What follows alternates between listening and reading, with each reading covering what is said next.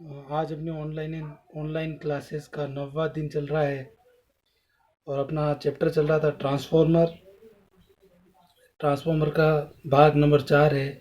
इसमें अपन पढ़ रहे थे ट्रांसफॉर्मर का वर्गीकरण, यानी कि ट्रांसफॉर्मर का जो वर्गीकरण होता है वो किन किन आधार पर होता है, ये अपने को पढ़ना था और ये पढ़ रहे थे। इसमें एक वर्गीकरण हो गया था। आज अपने दूसरा वर्गीकरण पढ़ेंगे अपन कोड की संरचना के आधार पर। पहला अपन ने पढ़ लिया था आउटपुट वोल्टता के आधार पर, जिसमें स्टेप डाउन और स्टेप अप ट्रांसफॉर्मर अपन ने पढ़ लिए थे।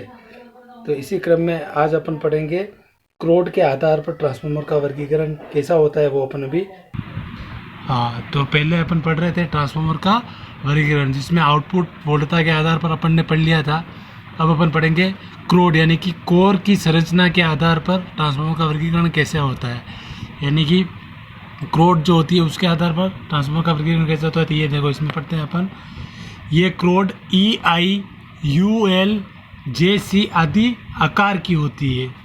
सिलिकॉन स्टील के निर्माण के लिए लोहे में 3.8 से 4.5% तक सिलिकॉन धातु मिश्रित की जाती है। यानी कि जो सिलिकॉन स्टील बनाते हैं वो कैसे बनाते हैं, लोहे में 3.8 से 4.5% तक सिलिकॉन धातु मिश्र करके बनाते हैं।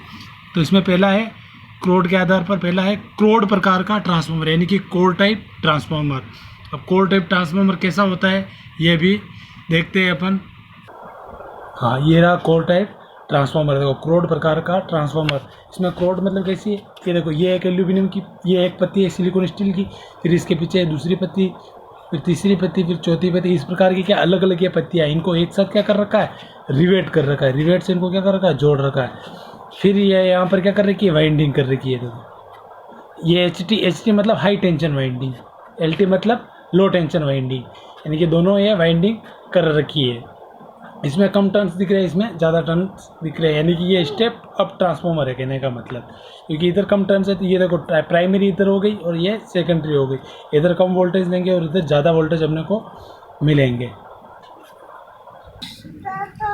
क्रोड आधार पर देखते हैं। देखो, इसमें एल तथा UI स्टैंपिंग प्रयोग करके आयताकार क्रोड तैयार की जाएगी। देखो एल कैसे, ये रही, देखो एल, दो एल काम में लेके क्या बना दिया, आयताकार मिल जाएगी। दोनों को जोड़ देंगे, रिवेट कर देंगे।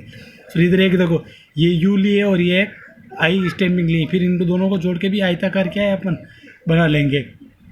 इस तरह से ये क्रोड प्रकार का ट्रांसफॉर्मर बनता है। फिर इसका उपयोग कहाँ किया जाता है, उच्च वोल्टता के लिए जैसे इसमें किया जाता है, पावर ट्रांसफार्मर के लिए इसका उपयोग किया जाता है, कोर प्रकार के ट्रांसफार्मर का उपयोग। अब दूसरा है, देखते हैं अपन शेल प्रकार का ट्रांसफार्मर, यानी कि shell type transformer. Shell type transformer कैसे बनता है वो अपन देखते हैं अभी। हाँ, ये जो कोर प्रकार का ट्रांसफार्मर है ये कौन सा है, सिंगल फेज का है।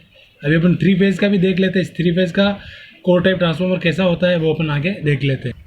देखो, ये भी कोर प्रकार का ट्रांसफार्मर है, लेकिन ये कौन सा है, 3 फेज का है। कौन सा ट्रांसफार्मर है, 3 फेज का। ये भी कोर टाइप ट्रांसफार्मर है। इसमें भी अलग अलग ये पत्तियाँ काम में ले रखी है, रिवेट कर रखा है, फिर ये वाइंडिंग कर रखी है। लेकिन इसमें 3 फेज में कितनी वाइंडिंग होती है, 3 वाइंडिंग, क्योंकि RYB 3 फेज होते हैं तो 3 वाइंडिंग होती है। 3 प्राइमरी होती है और 3 ही क्या होती है, सेकेंडरी होती है। तो टोटल 6 वाइंडिंग है। ये इस प्रकार से बनता है। हाँ, अब अपन देख लेते हैं शेल प्रकार का ट्रांसफार्मर, यानी कि शेल टाइप ट्रांसफार्मर। ये शेल टाइप ट्रांसफार्मर है। देखो, इसमें क्या होता है, देखो इस तरह से बना हुआ है। इसमें 3 लिम्ब है, देखो 1, 2 और 3 लिम्ब। लेकिन ये जो साइड वाले होते हैं यहाँ पर वाइंडिंग नहीं करते हैं, क्योंकि यहाँ पर वाइंडिंग किसमें की जाती है, कोर टाइप ट्रांसफार्मर में। इसमें जो सेंट्रल लिम्ब होता है उस पर दोनों वाइंडिंग करेंगे। देखो HT और LT, यानी हाई टेंशन और लो टेंशन वाइंडिंग।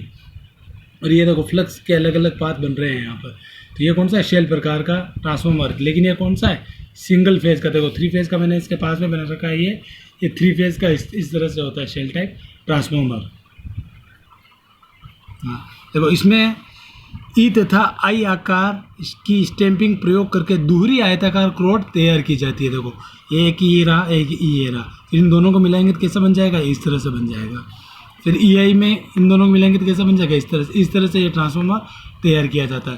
फिर इसका उपयोग कहाँ करते हैं, कम वोल्टेज के लिए, जैसे इलेक्ट्रॉनिक परिपथ में। जैसे हमने मोबाइल चार्जर भी हो गया, यूँ समझ लें, मोबाइल चार्जर में भी छोटा ट्रांसफार्मर प्रयोग किया जाता है। वो कौन सा होता है, शेल टाइप का ही होता है। हाँ, अब तीसरा है बेरी प्रकार का ट्रांसफार्मर। बेरी प्रकार के ट्रांसफार्मर को अपन देख लेते हैं। इसमें देखो ये बेरी प्रकार का ट्रांसफार्मर है। ये बीच में अंदर यहाँ पर वाइंडिंग की हुई होती है, सिलेंड्रिकल वाइंडिंग की हुई होती है, यानी कि गोलाकार में या वर्ताकार में वाइंडिंग की हुई होती है। फिर इसमें क्या है, ये जो ये स्टेपिंग काम में लगी, इन स्टेपिंग का क्या एक भाग कॉमन रखा जाता है, जो सबका भाग देखो यहाँ आ रहा है, तो ये क्या बनाता है, सेंट्रल लिम्ब बनाता है। तो बाकी का भाग इनका बाहर निकला हुआ है, देखो सबका अलग अलग बाहर निकले, लेकिन एक भाग सबका क्या है, कॉमन है, जिस पर क्या करते हैं अपन, वाइंडिंग करते हैं। इसको ऊपर से देखेंगे तो ये इस तरह से दिखता है।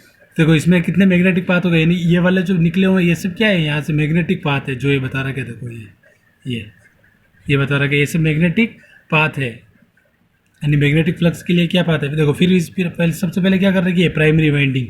फिर उसके बाद क्या कर रखा है, चौका छोड़ रखी है। फिर वापस क्या कर रखी है, सेकेंडरी वाइंडिंग। और ये बीच में क्या दे रखा है, इंसुलेशन दे रखा है। जो ब्लैक ब्लैक दिख रहा है वो क्या है, इंसुलेशन। ये तो ये बेरी प्रकार का ट्रांसफॉर्मर है।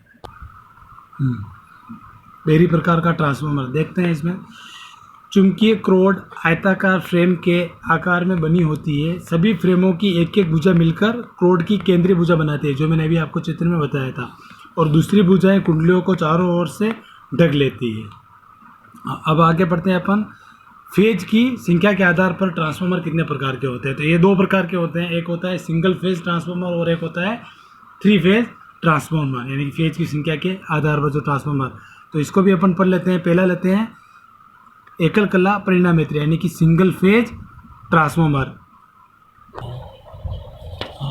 देखो ये सिंगल फेज ट्रांसफार्मर है, क्योंकि एक फेज के लिए 2 तार बनते हैं। तो ये देखो ये सिंगल फेज का ट्रांसफार्मर हो गया। इधर ये हो गई इसकी एच टी मतलब इसको सेकेंडरी वाइंडिंग मान सकते हैं, और एल टी मतलब इसको प्राइमरी वाइंडिंग मान सकते हैं।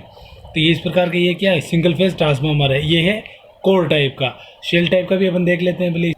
तो ये भी सिंगल फेज का ही है, लेकिन ये कौन सा है, शेल प्रकार का ट्रांसफार्मर है, सिंगल फेज का। ठीक है,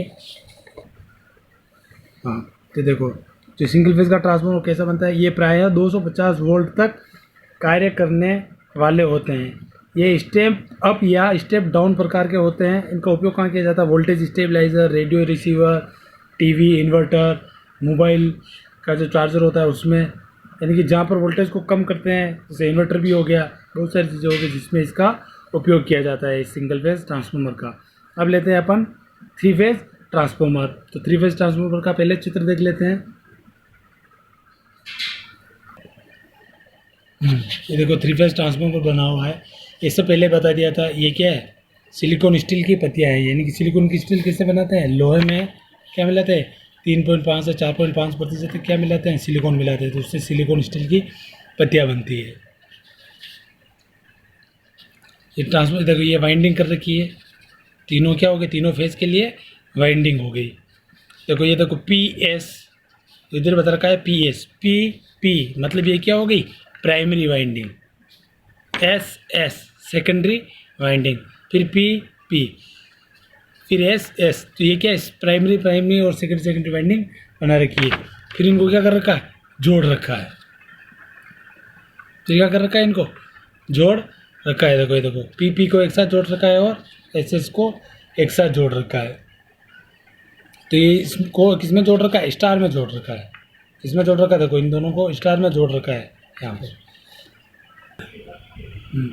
3 फेज ट्रांसफार्मर देख लेते हैं। इसमें 3 प्राथमिक तथा 3 द्वितीय कुंडलियाँ होती है, यानी कि टोटल कितनी वाइंडिंग हो गई, 6 वाइंडिंग हो गई, 3 प्राइमरी की और 3 सेकेंडरी की। फिर दूसरा पॉइंट, पहला पॉइंट देखते हैं इसमें, ये पावर तथा डिस्ट्रीब्यूशन प्रकार के ट्रांसफार्मर होते हैं। यानी कि ये जो 3 फेज के ट्रांसफार्मर होते हैं, पावर ट्रांसफार्मर भी हो सकते हैं, यानी कि और डिस्ट्रीब्यूशन ट्रांसफार्मर भी हो सकते हैं। पावर ट्रांसफार्मर कहाँ लगता है, जनरली GSS पे लगता है या जनरेटिंग स्टेशन पर लगता है। जबकि डिस्ट्रीब्यूशन ट्रांसफार्मर क्या है, कंज्यूमर को सप्लाई देने के लिए ये क्या करते हैं, 3 फेज जो आते हैं उसके साथ में एक न्यूट्रल और जोड़ देते हैं।